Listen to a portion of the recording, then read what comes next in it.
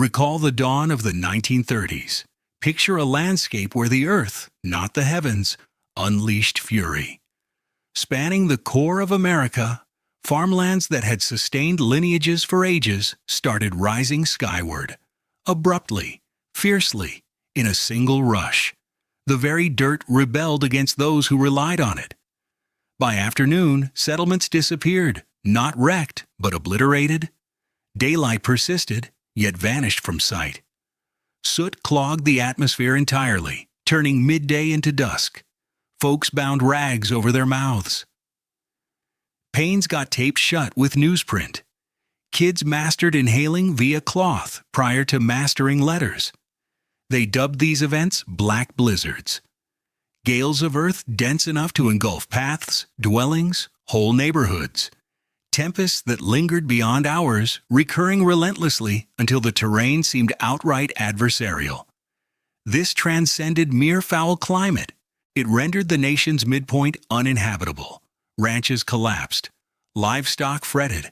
Harvests withered in place. Gradually, soundlessly, households started departing, loading their existences into vehicles and heading westward, pursued by a territory that rejected them. The Dust Bowl ranked below America's most fatal calamities, yet it arguably reshaped the country profoundly. For survivors, the recollection lingered eternally. Akin to the grit, it commenced subtly with arid gusts, barren firmaments, and faith in the soil's endless bounty. Hit subscribe to push us toward 500 by Christmas. Your support means a lot. Thank you. April 14th, 1935. Daylight emerged mild and vivid across the Oklahoma Panhandle. Following endless blasts of wind and suffocating particles, the dawn climbed into an azure expanse that taunted the prior season's torment. Ranchers ventured onto verandas, drawing in crisp breaths.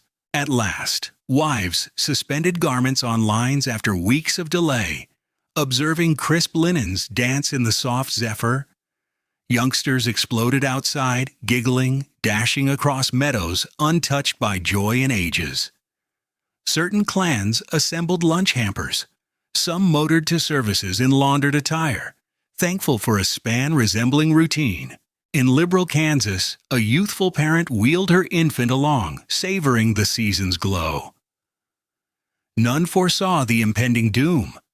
Back then, satellites, radar, phone forecasts, and TV forecasters with charts were absent. Storms announced themselves upon arrival, often too abruptly for escape. Near midday, residents in upper districts spotted oddities. Flocks of birds surged southward in wild flocks, finches, ravens, grackles, all darting swiftly near the ground. Hares bolted over plains in unison. Herds stirred uneasily.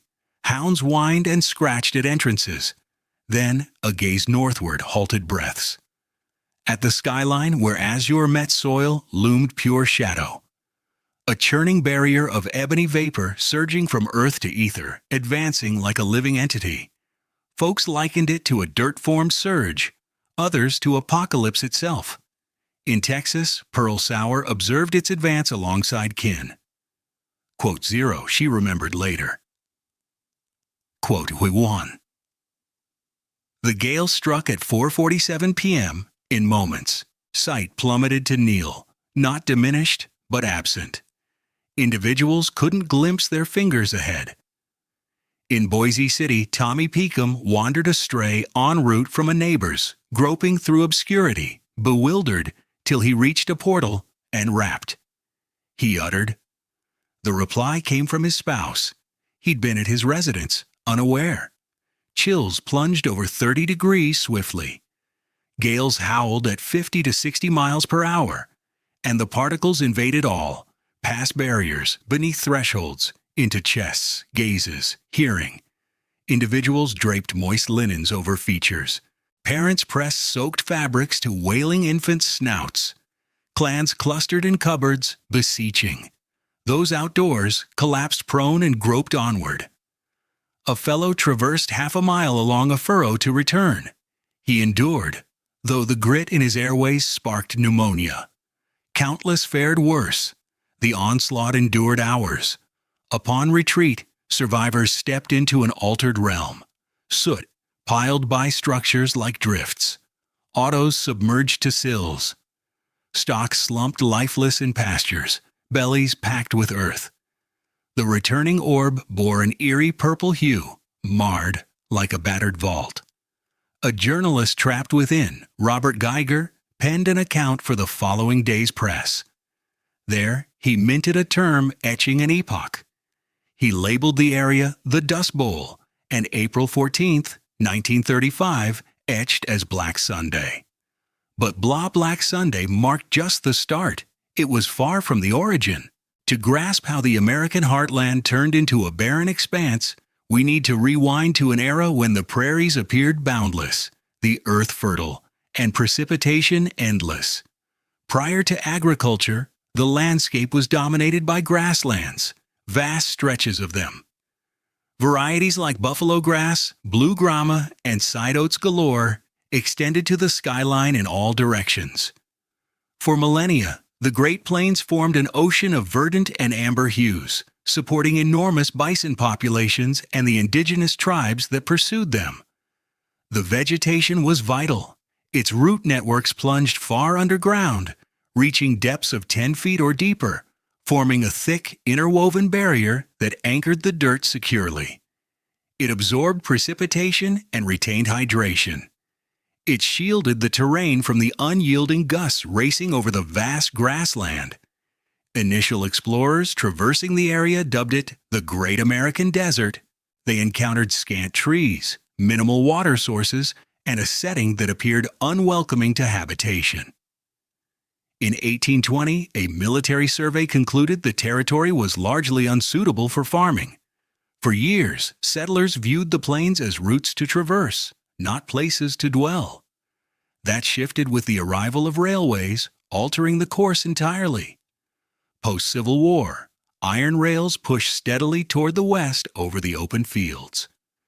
Rail firms, keen to monetize the vast tracts awarded to them, unleashed huge promotional drives to lure pioneers. They produced leaflets in over 10 tongues, spreading them throughout the U.S. and across the Atlantic, offering assurances that now strike us as nearly fraudulent. Rain follows the plow, the flyers boasted. The prevailing notion then suggested that tilling the soil could alter the weather patterns. Sow your fields, the authorities urged, and showers will arrive. It was bogus science, yet folks bought into it. Throngs of families poured in, folks from Germany, Sweden, Czech lands, and Ireland. Civil War survivors seeking fresh beginnings, offspring of overpopulated eastern farmsteads, all enticed by the Homestead Act of 1862, granting 160 acres of gratis territory to those ready to farm it for 5 years. They constructed dwellings from turf due to the timber shortage. They sank wells that often yielded nothing. They adapted to isolation, with no company for miles around, and they set to plowing. Initially, the sod resisted fiercely. The robust underground structures proved tough to slice using standard tools. Pioneers labeled the grassland, the turf layer, and the compact subsoil as hardpan. Breaking it apart demanded grueling labor, yet innovations were emerging. Iron-tipped plows, steam-driven engines, and later fuel-operated contraptions capable of matching a century of manual effort. The flora had no hope. World War I arrived next, transforming wheat into treasure. European fields lay in ruins from combat. Their agrarian workers served in uniform, and the U.S. stepped up to nourish the globe. Wheat will win the war, officials proclaimed. Sow more wheat. Rates skyrocketed to $2 per bushel, sums beyond most growers' wildest dreams. Thus, they sowed relentlessly, flipping soil untouched as prairie for 10,000 years in mere months. From 1900 to 1920, cultivated area on the plains doubled. By 1930, it had tripled once more. 33 million acres of original grassland vanished. supplanted by unbroken lines of winter wheat. No one pondered the risks if precipitation ceased. No one considered the consequences if gales seized that vulnerable, uncovered ground. No one dwelled on it whatsoever, as the 1920s brought steady downpours, thriving harvests, and steady cash flow. The toughest stretches appeared conquered. Prospects gleamed promisingly, but the environment remembers. And the plains were set to jog recollections of an overlooked truth. This region had forever been arid, dry spells inevitable, and absent the vegetation to bind it. The earth possessed zilch, save the atmosphere, to cling to. The initial alert hit in 1930, though most ignored it. That summer's showers were scantier than normal. Creeks flowed shallower. Pumps ran extended to draw water. Yet crops still thrived. Profits rolled in. So many dismissed it casually. A parched season wasn't unprecedented. It would fade, but it persisted. By 1931, the dry spell clamped down harder. The southern plains, accustomed to roughly 20 inches of annual rain, received scarcely 15. Some spots managed under 10. Autumn-sown wheat failed to germinate. Lands meant for verdant winter plantings stayed stark and barren. In 1932, concern began mounting. Then, come January, the grit started swirling. Early blasts were minor, regional, readily brushed off as typical harsh prairie weather, but they persisted. That year saw 14 dust tempests ravage the area. The following brought 38. This grit wasn't coarse like sand. It was subtler, airier, nearly dust-like. A witness likened its sensation to baby powder. It seeped via fissures too narrow for breath alone. It infiltrated residences, succor. The grit seeped everywhere, into garments, meals, and even the most hidden parts of people's bodies. Women established a bleak daily ritual. Each dawn, they cleared debris from their houses. They plastered windows shut using a mixture of flour and water. Damp newspapers were crammed into gaps near door frames. Soaked linens draped across panes to trap the particles. Yet it proved futile. The powder accumulated on furniture and bedding, in cradles and on briefly set-down dishes. Housewives mopped floors 5, 6, even 7 times daily. They scoured surfaces and polished relentlessly until their palms chafed, yet the invasion persisted. Caroline Henderson, a resident of Kansas, penned correspondence to an acquaintance in the East, detailing the hardship. Some days, she noted, I decide I won't set down another sentence. But the filth persists, so I guess I'll continue persisting. The tempests intensified and turned more bizarre. The airborne particles generated intense static, causing azure flickers to dance along wire barriers, hissing and flashing at night. Automobile motors stalled as the charge disrupted their starters. Folks started towing chains from their cars to discharge the buildup. And the jolts, those shocks abounded. Handshakes between acquaintances could send both tumbling. Kids dashing to embrace their moms produced discharges strong enough to daze them. Individuals adapted by cautiously nearing conductive items, inching forward to let the energy fade before touching firmly. In the town of Paris, Texas, an elderly woman shared tales with her grandkids from that era. Among her cherished ones involved the rolling thistles. The electrical charge from the whipping soil ignited them, she recounted. You'd witness fiery spheres tumbling over the plains, then the weeds snagging on barriers and engulfing entire stretches in flames. That matriarch reached the age of 93 and carried those memories forever. Still, the current was merely a side effect. The true menace lay in the sediment. It earned names like dust lung or the tawny scourge. This suspended matter wasn't mere soil. It consisted of pulverized grassland earth, refined over ages by gales and elements, laced with silica. The very substance that afflicts coal workers with dark lung disease.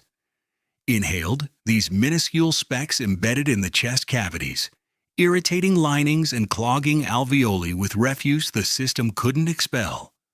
The hacking began, followed by high temperature, then gasping for air. Local physicians encountered nothing similar before. Broad-spectrum medicines weren't available then. No advanced therapies existed. They merely alleviated discomfort as the organism waged a frequently doomed struggle. Seniors perished, the ill succumbed, and most heartbreakingly, youngsters passed away. Just in Kansas, numerous fatalities from particulate respiratory issues and asphyxiation were documented in the wake after Black Sunday. The actual count probably soared, with isolated incidents often unrecorded. The humanitarian organization established aid outposts throughout the stricken territory. Helpers crafted and handed out thousands of protective coverings, modeled after those that shielded troops from toxic fumes in European battle lines merely 15 years prior. These days they safeguarded U.S. youth from their own land's fury. In a modest Oklahoma community, Floyd Cohen was a child when his younger sibling fell ill. She exhibited the classic signs: the rasping cough, the heat, the strained gasps. The physician arrived, yet offered no remedy. She expired in one section of their modest two-room dwelling while Floyd battled the identical affliction nearby. He pulled through. She did not. The healer bore her tiny form away on a tabletop extension, allowing the relatives a final glimpse. Years afterward, in his later life, Floyd reflected on that scene with moistened gaze. "That hit me the toughest," he shared, "and it lingers. She was such an ideal tiny soul." Narratives akin to Floyd's echoed throughout the parched zone in countless residences and myriad villages, guardians powerless against the very atmosphere endangering their offspring. Households witnessing kin fade from a malady that struck from all directions and none. And the respiratory woes weren't the sole impact. The powder invaded all aspects of life. Folks cleared their nostrils to find sludge. They rinsed their mouths and sensed abrasion. They removed residue from lashes, auditory canals, and lip edges. Even absent gales, the murk lingered, dimming the sun's rays and casting a pallid sepia over everything. Youths raised in that time would recount in adulthood a existence defined by ochre hues. They recalled no unclouded azure heavens. They were unfamiliar with stepping out sans the tang of earth. For them, the haze defined existence. Across educational institutions in the area, educators crafted crisis measures. As billowing clouds advanced, pupils were directed to huddle beneath staircases should structures buckle under the sediment's burden. Numerous academies shuttered completely. People turned to whatever means they had when the weather turned brutal. Educators commuting to remote classrooms occasionally had to guide themselves along telephone lines as snow blanketed the paths completely out of sight. A teacher from Texas recalled showing up to class only to discover her pupils stiff with cold after braving the harsh chill and grit on horseback. Someone else described a roof giving way in the dead of night, overwhelmed by the relentless buildup of soil. Households managed as best they could to cope. Mothers draped damp cloths across infants' noses and mouths to ease their breathing. Dads crammed gaps in walls and doors with scraps of newsprint and fabric. Overnight, folks rested with moistened towels covering their faces, only to awaken with the material hardened into sludge.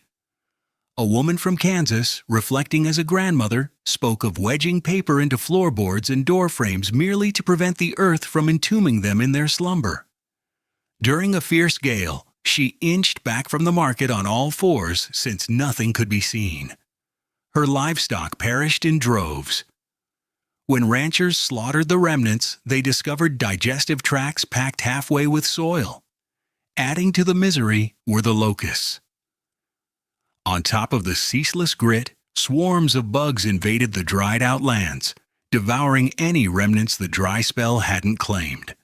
Countless hordes of them blotted out the heavens, blanketing barriers, structures, and stationary objects alike. They stripped fields bare. They gnawed at railings. They even consumed the grips on outdoor farming implements. A rancher insisted they devoured the grimy hide of his labor gloves. Then arrived the hares, vast numbers, displaced from their usual territories by the altered landscape, flooding properties and stripping every bit of vegetation. In despair, growers coordinated group hunts, corralling the creatures into enclosures and dispatching them with bats. A somber duty that lingered in the minds of those involved for decades. The soil that once held such promise now seemed bent on destroying all life upon it. For numerous households, there arrived a tipping moment when remaining risked total ruin, and departing offered the sole shot at endurance. Come 1935, the westward routes swelled into streams of despair.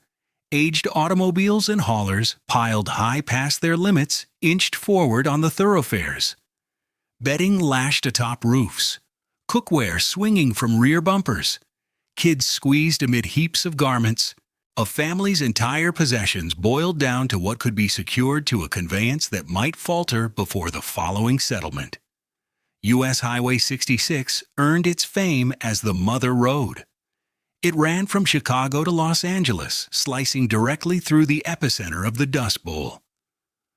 For multitudes of wanderers, it symbolized their lone route to redemption. They hailed from Oklahoma, Kansas, Texas, Colorado, New Mexico, and Nebraska. They fled because yields had withered and herds had perished. Because lenders had seized their holdings. Because enduring another day of their offspring starving proved unbearable, California drew the majority. Rumors circulated, in hushed tones at trading posts, via missives from kin, splashed across flyers from recruiters seeking low-wage laborers. California boasted lush basins. California offered employment harvesting orchards. California received precipitation. One who endured those times evoked the sentiment. Folks in the Dust Bowl often spoke of California. They'd viewed the alluring images and listened to the enchanting melodies declaring, "If this grit persists like this, we'll need to head elsewhere." The voyage proved merciless. Traversing from Oklahoma to California spanned almost 1,500 miles. A trek spanning 3 days in today's vehicle might stretch to 2 or 3 weeks in the worn-out rides of the economic slump. Failures plagued the way. Funds dwindled. Fuel stops and eateries en route demanded exorbitant prices. Aware that frantic wayfarers lacked alternatives, certain groups exhausted their cash midway. Others depleted their provisions. Some lost their spirit. Unfixable machines got ditched curbside, looted for salvageable components, and abandoned to corrode under the arid blaze. The Haggard clan departed Oklahoma one Monday morning in July 1935, about 11 o'clock. The grit, successive harvest flops, and a blaze that claimed their scant remnants had worn them down beyond endurance. The matriarch, Flossie, had arrived in Oklahoma Territory as a 4-year-old. Now she abandoned all familiarity. Her boy Merle would later rise as one of the nation's premier country music artists. The tunes he composed about laborers and tough circumstances drew from authentic roots. They sprang from the crimson earthen lanes of his youth. They stemmed from the recollections his mother bore with her clear across to California. Yet for arrivals, California fell short of the utopia advertised. The wanderers got labeled Okies, regardless. Fewer folks worried about their true origins. The label wasn't meant as praise. It was hurled like an insult. Notices popped up in shop displays. No Okies permitted. Cops in Los Angeles temporarily blocked routes at the Arizona line, sending away anyone appearing overly impoverished, grimy, or hopeless. Those who slipped past secured jobs in the orchards and groves, gathering cotton, collecting produce, uprooting produce. Wages were pitiful, occasionally 35 cents for a full morning's toil, frequently even lower. They dwelled in makeshift settlements near water channels, in shelters and lean-tos pieced together from scavenged scraps. They vied for positions against Mexican workers who'd handled these tasks for generations. They faced the disdain of locals who viewed them as dangers to employment, paychecks, and daily routines. Kids arriving from the parched plains entered California classrooms where they felt starkly out of place. Shoeless and clad in tatters, they faced taunts over their drawls, ridicule for their hardship, and nicknames like maggots from peers. Educators attempted to alter their manner of speaking, their attire, and even their midday meals. Plenty of these youngsters grew to feel embarrassed by their roots and heritage. Quote 11. One kid in a government settlement remarked in 1938, quote, "Chatzoilov." A different child summed it up more bluntly. Quote 13. By 1940, over 2.5 million individuals had escaped the Dust Bowl regions. This exodus marked the biggest population shift in U.S. annals, surpassing the gold rush and any prior wave of relocation the country had witnessed. Still, amid all the hardship, the majority of households remained put.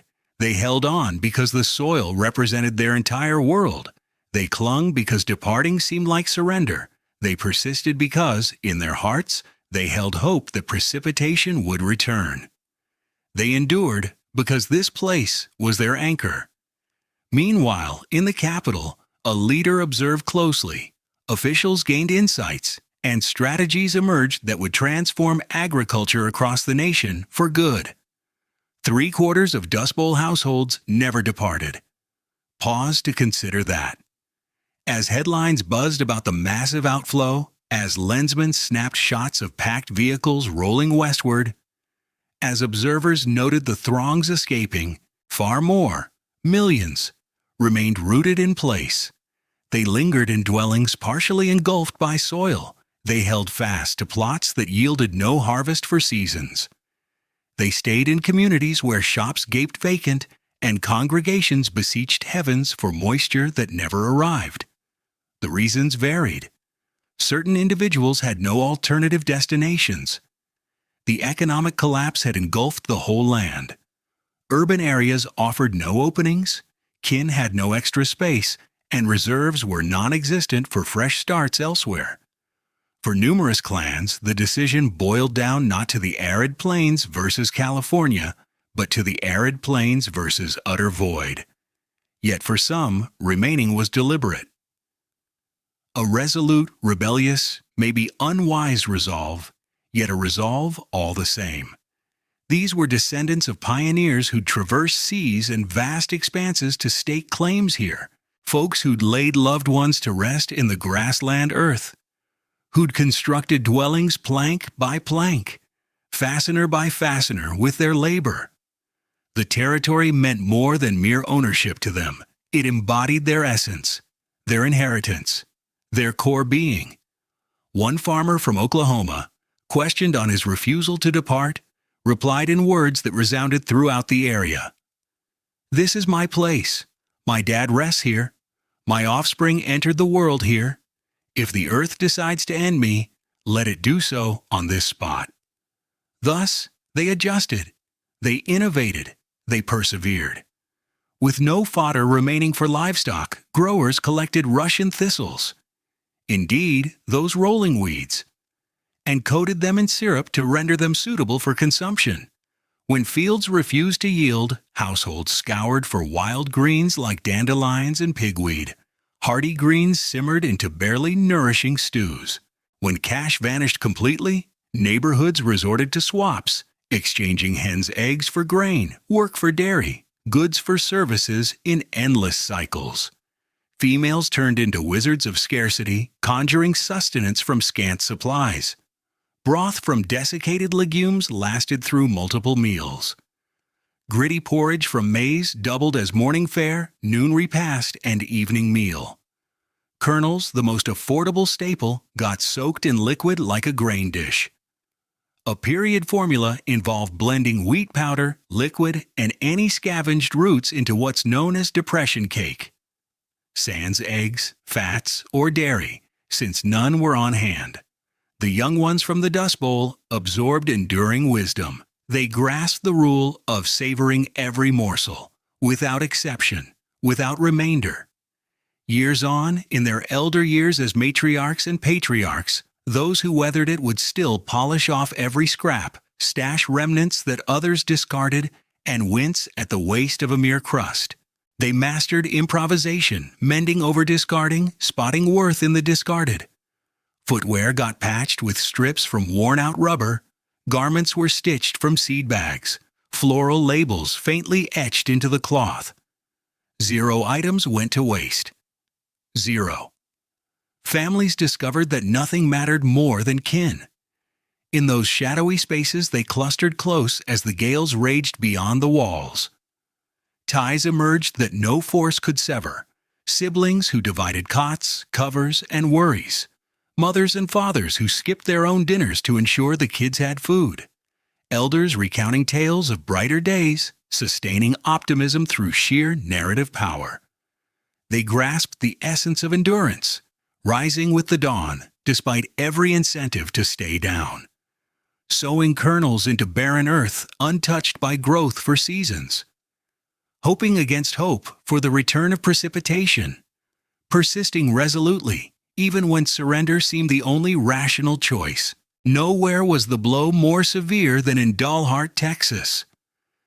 There, a band of ranchers established the Last Man Club. Its guidelines were straightforward. Participants vowed to remain steadfast, to be the final holdouts once the grit subsided. They gathered often, exchanging suppers and anecdotes, along with a bleak wit born of shared catastrophe. The group's slogan spread widely throughout the area. Quote, 14. As these households clung on desperately, aid arrived from an unlikely source. A figure confined to a wheelchair distant by 1,000 miles, who recognized a vital truth. When the terrain betrays its inhabitants, the populace deserves their administration's unwavering support. Franklin Delano Roosevelt had occupied the presidency for barely 2 years when Black Sunday descended. He was already battling the Great Depression with all his resources. Financial institutions had crumbled. Manufacturing plants had shuttered. 1 in 4 U.S. laborers was unemployed. The country was prostrate, yet Roosevelt had vowed to restore its footing. The Dust Bowl, however, posed a unique threat. This transcended mere financial turmoil. It was the very soil rebelling against those who tilled it. A fusion of natural wrath and human error, evoking near-apocalyptic ruin. Roosevelt was well versed in agriculture. He had devoted years to cultivating his property in Hyde Park, New York, cultivating woodlands, overseeing timberlands, exploring the interplay of earth, moisture, and vitality. He realized the plains' plight stemmed not from misfortune alone. It arose from years of exploitation. Eradicating sod, delving excessively, extracting from the ground without replenishment. Remedying it demanded more than benevolence. It called for reshaping how U.S. citizens viewed their bond with the planet. On April 27, 1935, merely 2 weeks post-Black Sunday, lawmakers enacted the Soil Conservation Act. It branded soil degradation a nationwide peril and established the Soil Conservation Service, tasked with mending the scarred terrain. Roosevelt selected Hugh Hammond Bennett, a dirt expert, to head the initiative. Known as Big Hugh, this individual had dedicated his professional life to alerting others about degradation, authoring ignored documents, and delivering speeches to empty halls. Abruptly, his voice commanded attention. Bennett excelled at theatrics. During his congressional hearing on conservation's urgency, he caught wind of an enormous dust cloud approaching Washington. He prolonged his remarks, delaying deliberately. As the tempest engulfed the city, veiling the Capitol in murk, Bennett gestured toward the obscurity and declared, "This is precisely the peril I've described." Lawmakers granted him full funding. The ensuing initiatives reshaped the vast prairies. federal representatives dispersed throughout the afflicted zones, instructing growers in unfamiliar practices. Contour farming, tracing the landscape's contours rather than rigid lines. Intercropping, blending crop varieties to anchor the earth. Stepped fields, forming organic shields versus runoff. Protective vegetation, shielding the surface during off-seasons for primary yields. Those adopting these approaches received $1 per acre, a lifeline that prevented countless homesteads from total forfeiture. Yet Roosevelt's boldest endeavor appeared nearly unattainable, a forested barrier from Canada to Texas, dubbed the Great Plains Sheltered Belt.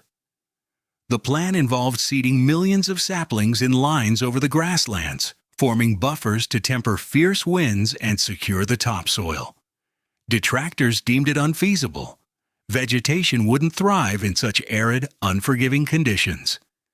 It squandered funds. Undeterred, Roosevelt pressed forward.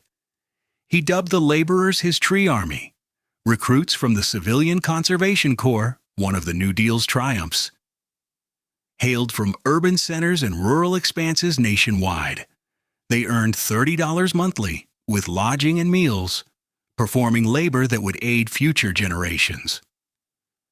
From 1935 through 1942, they set over 220 million trees. Red cedars and green ashes, cottonwoods and willows were selected with care to endure the harsh conditions of the open plains. Planted in straight lines spanning more than 1,000 miles, they formed a natural shield against the relentless winds. A significant number of those trees endure even now. Travel across sections of Kansas, Nebraska, or Oklahoma, and you'll encounter them. Lines of towering trees positioned like sentinels along field boundaries, fulfilling the purpose for which they were set nearly 90 years back. The authorities acquired vast tracts of land, too. Millions of acres from the worst-hit farmlands were bought from families in distress and removed from cultivation forever. The earth required recovery time. It demanded a period to mend. It yearned for grasses to reclaim the surface. Certain ranchers chafed at the official meddling. They had tamed this territory through their hard labor, yet now officials in Washington claimed their efforts were misguided. Self-respect runs deep, particularly for those who forged their existence through independence.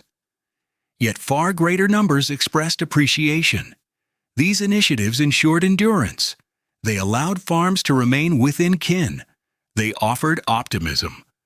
And at last, following almost 10 years of anticipation, amid eras of grit, loss, and hopelessness, the heavens responded. That autumn of 1939. Folks had ceased anticipating it.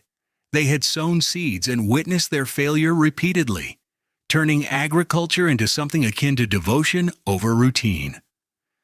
They persisted in the rituals simply because that's the farmer's way. Yet inwardly, numerous had surrendered hope that precipitation would return. Return it did.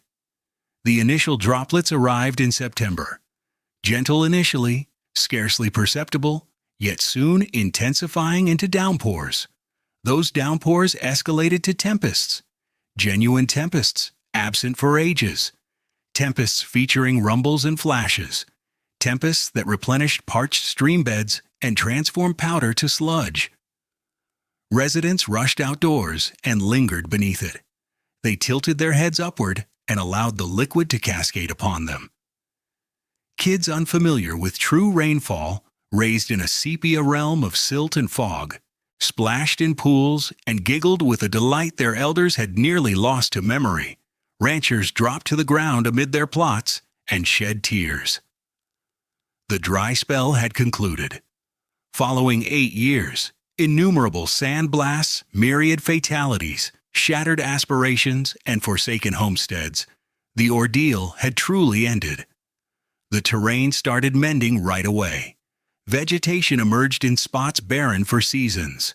Prairie blooms flourished. Avian life reappeared. The atmosphere, once clogged with particles, grew crisp and pure. By 1941, the Dust Bowl was declared finished. The blend of renewed precipitation and the protective measures adopted curbed wind-borne dirt by 65%. The national efforts had succeeded. The territory had been preserved. Yet the wounds lingered. In certain regions, over 75% of the surface layer had vanished. Ground that nature had amassed over a millennium disappeared in under 10 years. Certain plots would require lifetimes to regain full vitality, and the personal wounds cut even further. Those who endured that period were altered indelibly. They bore grit in their chests well beyond the gale's cessation. Numerous faced breathing issues throughout their days. The mental burden proved tougher to quantify, yet equally tangible. Prolonged hardship emerging as worry, melancholy, and a profound, enduring dread that prosperity might evaporate once more. The households that escaped to California largely remained. They established foundations, nurtured offspring, integrated as locals. Still, they retained recollections of their origins, the melodies they hummed, the meals they prepared, the tales shared with descendants. Everything resonated with traces of the expanses abandoned. Their progeny dwell there still. The great-grandchildren of Dust Bowl migrants laboring in workplaces, plants, and academies. The majority unaware that their kin once embarked on that frantic trek along Route 66, hauling all possessions toward an ambiguous tomorrow. And those kin who held on, they reconstructed gradually, arduously, yet persistently. They adopted fresh agricultural methods. They installed the barriers against gusts. They approached the soil with reverence unknown to forebears. The Dust Bowl imparted a lesson transmitted across lineages. The earth sustains, yet solely if nurtured. Solely if one acknowledges not dominion, but guardianship. World War II arrived, dispatching the youth of the grasslands to wage a different conflict. Upon their homecoming, they discovered a revitalized landscape, verdant once more, fruitful anew, vibrant again. But they uncovered more. A shared potent recollection of the consequences when people overreach against the environment. The Dust Bowl concluded over 80 years past. Nearly all witnesses to it have departed. The final remnants featured in Ken Burns's 2012 film were in their 80s and 90s, recounting youthful episodes with a sharpness that the years had not faded. They recalled the dark tempests of soil. They recalled the gritty flavor on their tongues. They recalled siblings who perished amid the chaos. They recalled it all. One survivor, when pressed to depict those harrowing times, offered a response that's echoed through history. No matter who recounts it to you, nobody can portray it as bleakly as it truly was. And nobody inflates the truth. It's impossible to overstate the horror. It was that dire.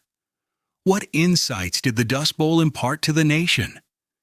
It revealed that the earth has boundaries, that endless exploitation invites retribution, that the ground might endure mistreatment temporarily, but in time it rebels. It underscored the value of stewardship. The Soil Conservation Service, born amid the crisis's nadir, persists today as the Natural Resources Conservation Service. Methods pioneered in the 1930s, like contour plowing, cover cropping, and windbreaks, remain staples on farms nationwide. Whenever a grower sows a line of trees or shifts planting cycles to safeguard the earth, they're paying tribute to those hard-won insights from the storms. It showed that public intervention can make a difference. New Deal initiatives that rescued countless rural households forged a lasting tenet. In times of calamity, citizens support one another via federal action, local bonds, and the shared understanding that we're united in hardship. It illuminated human fortitude, the ability to withstand the unbearable, to rise each dawn and persist, even when optimism feels naive. Dust Bowl residents didn't merely endure. They reconstructed. They innovated. They carved out prosperity from a landscape bent on their ruin, and in doing so, they inspired narratives. Woody Guthrie composed tunes about the raging gales that resonate still. quote 16, quote 17, quote 18, melodies forged in anguish, amplifying the cries of the uprooted for eras untouched by that reality. John Steinbeck penned The Grapes of Wrath, chronicling the Joad family's trek from Oklahoma to California. It claimed the Pulitzer Prize and deepened the nation's grasp of their compatriots' plight. Long after, it stands as a cornerstone of American literature, proof of how tales can bridge eras and evoke compassion over vast divides. Dorothea Lange captured images that seared into the collective psyche. Her portrait of Florence Owens Thompson, dubbed Migrant Mother, ranks among the era's most iconic visuals. A single expression encapsulating decades of toil and tenacity. These creators amplified the silenced. They ensured the legacy wouldn't fade. Yet the Dust Bowl's profoundest inheritance might be the most elemental: remembrance. Those who weathered the ordeal instilled the events in their offspring. Those offspring shared with theirs. And so the chain continues, spanning 4 generations through gatherings at family events and feasts, in cherished snapshots and spoken tales. For oblivion poses a threat. The factors spawning the Dust Bowl linger. The southern plains remain parched. Parched spells recur. Lately, echoes of past troubles resurface. Growers, driven by market forces and rivalry, have started dismantling windrows to claim extra tillage space. The Ogallala Aquifer, the immense subterranean reservoir that revolutionized plains farming, depletes quicker than it refills.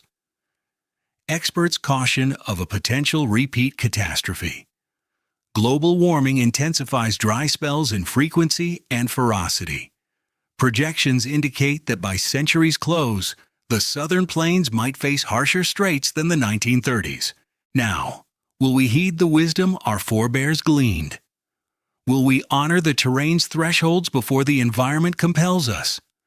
Will we transmit not only the anecdotes, but the precepts they hold? Epilogue. Echoes in the dust. In Baca County, Colorado, smack in the epicenter of the Dust Bowl's fiercest zone, sits a museum.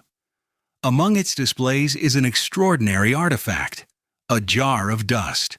Not ordinary grit. This is residue from the 1930s, scraped from under the eaves of a home that withstood the onslaught. When the roof got a long overdue overhaul years on, the owner discovered a dense blanket of powdery sediment amassed during his childhood tempests. He preserved it. He contributed it to the collection. Today, guests can view it, feel its texture, grasp the very material that once smothered fields, felled herds, and choked kids' breaths with illness. The dust feels remarkably airy, tender, nearly velvety. It's tough to fathom how such a delicate thing wrought such devastation. Tough too, I once doubted that this fine powder could eclipse the sun, yet it truly did. Within every pinch of that grit lie the tales of those who weathered its fury.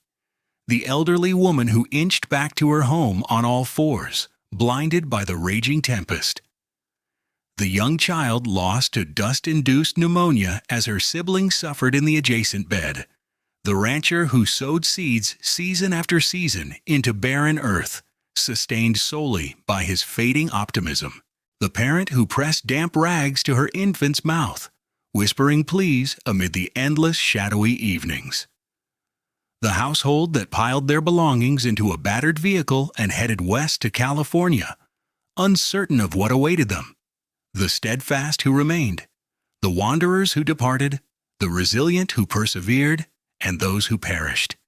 Every one of their narratives lingers in that soil. Every hardship they faced, every act of bravery they summoned. The Dust Bowl transcended mere meteorological chaos. It surpassed a mere financial catastrophe. It served as a forge that challenged the core of what Americans held dear about their identity and their terrain. Yet, amid anguish, loss, and unyielding resolve, they emerged from it transformed, keener in insight, gentler in spirit, more attuned to their role within nature's vast design. For us, their heirs and stewards, The query is straightforward. Shall we recall the wisdom they gained? Shall we pay tribute to their endurance by safeguarding the earth they redeemed? Shall we prove ourselves deserving of their heritage? The sediment holds those lessons, the soil does too. The sole uncertainty is if we shall as well. Back in the early 1930s, the heavens stayed calm while the earth erupted, and America was forever altered.